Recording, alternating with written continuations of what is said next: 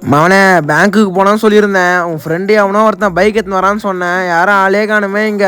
அது என் ஃப்ரெண்டுலாம் கிடையாது, ரேபிடோ. ஒழுங்கா அதுலேயே போயிட்டு வந்துரு. அது சரிதான், ஆனா ஆள் யாரையும் காணுமே. அது ஒரு பையன் இருக்கு. சரி சரி வை வை.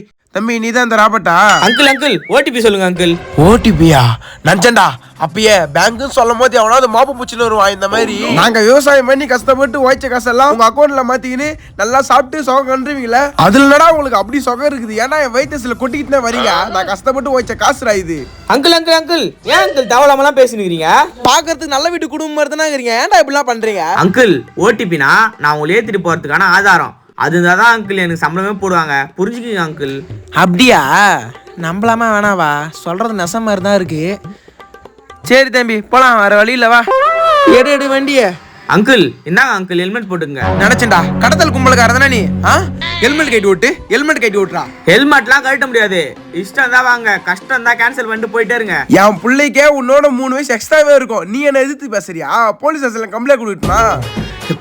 நீ ஹெல்மெட் கூறா ஆள கூறா சாமி. போடா, நீ போனா வர வண்டியே இல்லையா? எனக்கு என் கால் இருக்கு போ.